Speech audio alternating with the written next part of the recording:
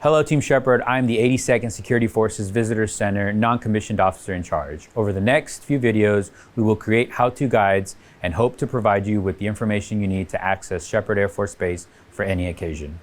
Today, we will be going over the app-based employment process and how to access Sheppard Air Force Base as a rideshare worker. Effective 1 June 2022, Sheppard Air Force Base implemented a program allowing limited access for app-based rideshare and food delivery services. This initiative aimed to enhance the quality of life for our personnel by providing on-demand transportation and food delivery options. The installation commander has approved 150 passes that may be issued as part of this program for our community members wishing to service Sheppard through app-based rideshare services with the following mandatory guidelines. All app-based transportation and delivery service employees must adhere to these requirements to maintain access to Sheppard Air Force Base. All app-based employees wishing to conduct transportation and delivery services on Sheppard will report to the Sheppard Visitor Center on the 15th of every month with a valid state driver's license that is Real ID Act compliant, to be placed on a wait list. Requests will be received on a first-come, first-served basis.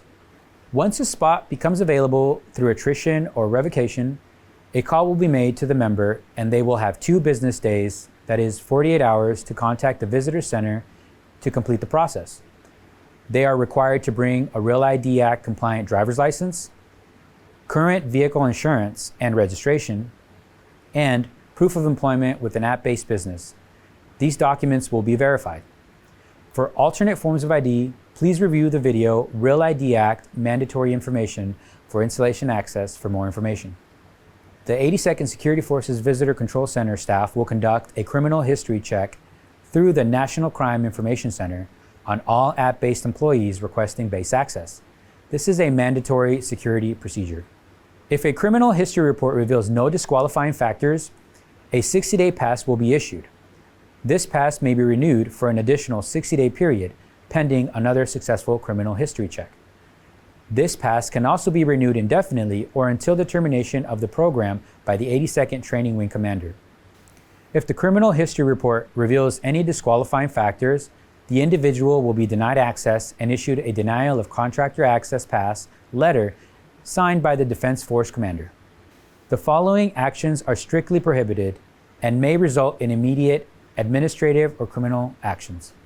The use of official military identification cards by active duty, retired, or reserve members of the military services to gain access to Department of Defense installations for the purpose of solicitation is prohibited. Solicitors with the military identification cards must present documentation issued by the installation authorizing solicitation. If a cardholder is found fraudulently using their ID card, it will be confiscated by the designated officials. Locally produced credentials can be revoked for cause at any time based on the actions of the individual. Non-compliance with these regulations will result in the revocation of access privileges and permanent disqualification from the rideshare program.